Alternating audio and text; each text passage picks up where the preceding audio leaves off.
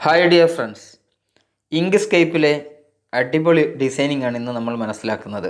വളരെ പ്രധാനപ്പെട്ട ചില ഷോർട്ട് കട്ടുകൾ നിങ്ങളെ പരിചയപ്പെടുത്തുക എന്നതാണ് ഈ സീരീസിൻ്റെ പ്രത്യേകത.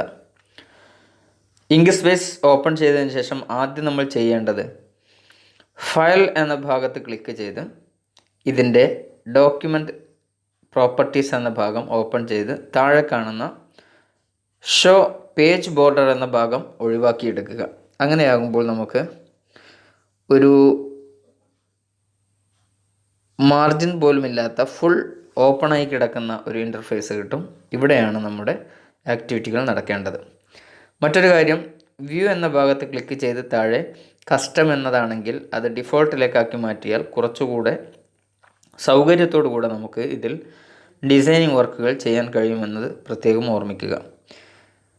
നമ്മൾ ജസ്റ്റ് ഇവിടെ ചെയ്യുന്നത് എ എന്ന ബട്ടണിൽ ക്ലിക്ക് ചെയ്ത് ടൈപ്പ് ചെയ്യാനുള്ള ഓപ്ഷൻ കണ്ടെത്തുകയാണ്.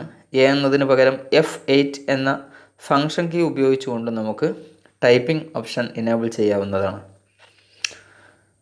ഇന്ന് പ്രത്യേകമായി പറയുന്നത് സ്ട്രോക്ക് ഓഫ് ലെറ്റേഴ്സ് അഥവാ ഔട്ടർ ലൈൻ, അക്ഷരങ്ങൾക്കും അക്കങ്ങൾക്കും ബോർഡറുകൾക്കുമൊക്കെ ഒരു ഔട്ടർ ലൈൻ കൊടുക്കുന്നത് എങ്ങനെയാണ് എന്നാണ് ഇന്ന് മനസ്സിലാക്കുന്നത്. രണ്ട് തരത്തിലാണ് ഇത് നമുക്ക് ഇങ്ക്സ്കേപ്പ് സാധ്യമാക്കി തരുന്നത്. വളരെ എളുപ്പത്തിലായതുകൊണ്ട് തന്നെ ഡിസൈനിങ്ങിന് ഏറ്റവും സാധ്യത കൂടുതലുള്ള ഒരു മേഖലയാണ് ഇങ്ക്സ്കേപ്പ് എന്ന് മനസ്സിലാക്കുക. മാത്രവുമല്ല, വളരെ എളുപ്പത്തിൽ ഇത് പഠിച്ചെടുക്കാമെന്നതാണ് ഇതിൻ്റെ പ്രത്യേകത. നമ്മൾ കൊടുത്തിരിക്കുന്ന ലെറ്റേഴ്സിന് വ്യത്യസ്തമായ കളറുകൾ, അതേപോലെ തന്നെ അതിൻ്റെ മോഡലുകളൊക്കെ മാറ്റാം. ഇങ്ങനെ ടൈപ്പ് ചെയ്ത് കഴിഞ്ഞതിന് ശേഷം സെലക്ട് ചെയ്ത് റൈറ്റ് ബട്ടൺ ക്ലിക്ക് ചെയ്താൽ ഇതാണ് അതിൻ്റെ പ്രോപ്പർട്ടീസ്. ഫിൽ എന്ന ഭാഗത്ത് ക്ലിക്ക് ചെയ്യുക. അങ്ങനെയാകുമ്പോൾ നമുക്ക് അക്ഷരങ്ങളുടെ കളറുകൾ ഇവിടെ നിന്ന് മാറ്റാം.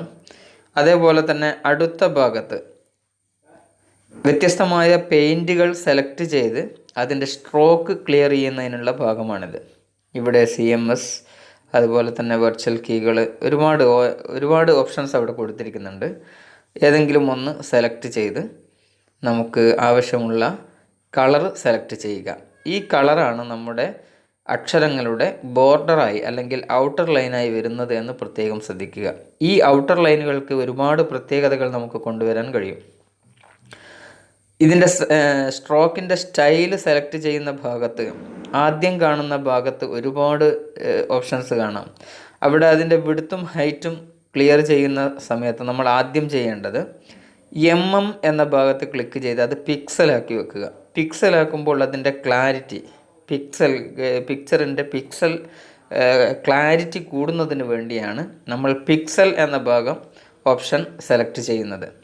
അതുകൊണ്ട് ഇപ്പോൾ ഒരു എറർ സംഭവിച്ചുകൊണ്ടിരിക്കുന്നത്, നമ്മൾ നേരത്തെ ചെയ്തു വെച്ചിരിക്കുന്ന ലെറ്റർ സെലക്ട് ചെയ്തെങ്കിൽ മാത്രമേ നമുക്കിവിടെ എന്ന ഭാഗത്ത് ക്ലിക്ക് ചെയ്താൽ പിക്സൽ എന്ന ഭാഗം സെലക്ട് ചെയ്യാൻ പറ്റുകയുള്ളൂ എന്ന് പ്രത്യേകം ഓർമ്മിച്ച് വെക്കുക. പിക്സ് എന്ന് ക്ലിക്ക് ചെയ്തതിന് ശേഷം ഒന്ന് സൂം ചെയ്ത് വെക്കുക. എന്തിനാണ്, എവിടെയാണ് മാറ്റങ്ങൾ വരുന്നത് എന്ന് കാണുന്നതിന് വേണ്ടിയാണ് സൂം ചെയ്ത് വെക്കുന്നത്.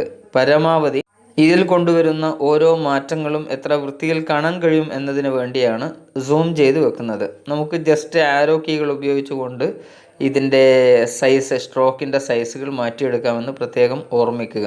ഓക്കെ, ഇനി ഇവിടെ ചെയ്യുന്നത് ഓരോ ഇതിൻ്റെ ജോയിനിങ് ഭാഗങ്ങൾ, ക്യാപ്പുകൾ, ഓർഡറുകൾ, അതിൻ്റെ മാറ്റങ്ങൾ എങ്ങനെ വരുന്നു എന്ന് പ്രത്യേകം ശ്രദ്ധിക്കുക.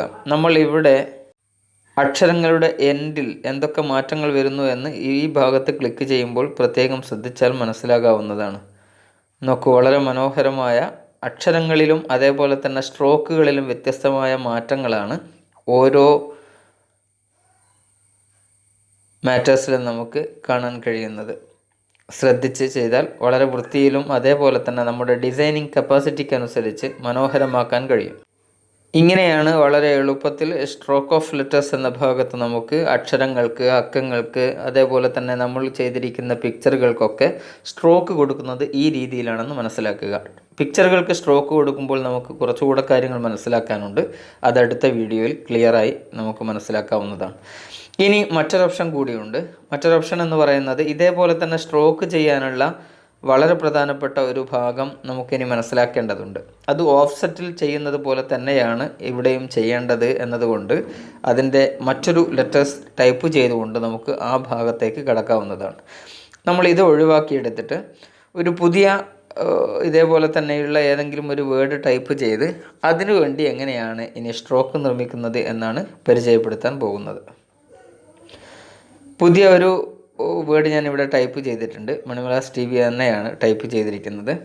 എന്നിട്ട് അതിൻ്റെ കളർ ചേഞ്ച് ചെയ്തതിന് ശേഷം അതിൻ്റെ സ്ട്രോക്ക് നിർമ്മിക്കുന്നതിന് വേണ്ടി ഒരു ഷാഡോ നിർമ്മാണം എന്ന് വേണമെങ്കിൽ നമുക്ക് എളുപ്പത്തിൽ പറയാം. അതിനു വേണ്ടി ചെയ്യേണ്ടത് പാത്ത് എന്ന ഭാഗത്ത് ക്ലിക്ക് ചെയ്ത് താഴെ ലിങ്ക് ഓഫ്സെറ്റ് എന്ന ഭാഗത്ത് ക്ലിക്ക് ചെയ്താൽ ഇതേപോലെ തന്നെ ഒരു ചെറിയ ഡോട്ട് അവിടെ കാണാം. അവിടെ കർസർ വെച്ചിട്ട് ഒന്ന് മേലോട്ട് വലിച്ചു കൊടുക്കുക. ഒരു കാര്യം ശ്രദ്ധിക്കേണ്ടത്, വലിക്കുന്നതിന് മുമ്പ് ഷാഡോ ഏത് കളറിലാണ് വേണ്ടത് എന്ന് നമ്മൾ ആദ്യം സെലക്ട് ചെയ്ത് വെക്കുക. നമുക്കിഷ്ടമുള്ള കളറുകൾ സെലക്ട് ചെയ്യാം. നേരത്തെ നമ്മൾ സ്ട്രോക്ക് ചെയ്തതിനേക്കാൾ ഉപരി വളരെ എളുപ്പത്തിൽ ഇതിൻ്റെ സ്ട്രോക്ക് നിർമ്മിക്കാമെന്നത് മാത്രമല്ല ഇതിൻ്റെ പ്രത്യേകത. ഇതിന് മറ്റൊരു പ്രത്യേകത കൂടെയുണ്ട്. നമുക്കിതിൻ്റെ സ്ട്രോക്ക് ചെയ്തിരിക്കുന്ന ഭാഗം ഷാഡോ മാറ്റിയെടുത്ത് മറ്റൊരു ഷാഡോ ആയി ഉപയോഗിക്കാം എന്നതാണ്. ഷാഡോ റിമൂവ് ചെയ്യുന്ന കാര്യം ഒന്ന് ജസ്റ്റ് ഞാൻ കാണിച്ചു തരികയാണ്. നേരത്തെ നമ്മൾ ടൈപ്പ് ചെയ്ത് വെച്ചിരിക്കുന്ന ഭാഗം റിമൂവ് ചെയ്യുമ്പോൾ ഷാഡോ അവിടെ മാത്രം ബാക്കിയാവുന്നു. എന്നാൽ ആദ്യത്തെ തവണ നമ്മൾ ചെയ്തതുപോലെ സ്ട്രോക്ക് ചെയ്താൽ ഇതേപോലെ അതിൻ്റെ ഷാഡോകൾ മാറ്റിയെടുക്കാൻ സാധ്യമല്ല എന്ന് പ്രത്യേകം ശ്രദ്ധിക്കുക.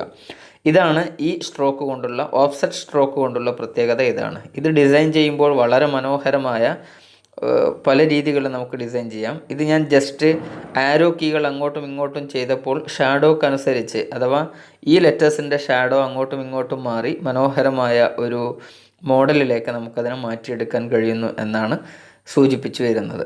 നോക്കൂ, പല ഡിസൈനുകളിലേക്കും മാറുന്നതിന് വേണ്ടി ജസ്റ്റ് ആരോ കീ കൊണ്ട് അങ്ങോട്ടും ഇങ്ങോട്ടും ഒന്ന് ഡിസൈൻ ചെയ്ത് കൊടുത്താൽ മാത്രം മതി. ഇതേപോലെ നിങ്ങളുടെ കാലിബറിനനുസരിച്ച് ഡിസൈനിനനുസരിച്ച് നിരവധി ഓപ്ഷൻസുകളാണ് ഇതിൽ കൊടുത്തിരിക്കുന്നത്.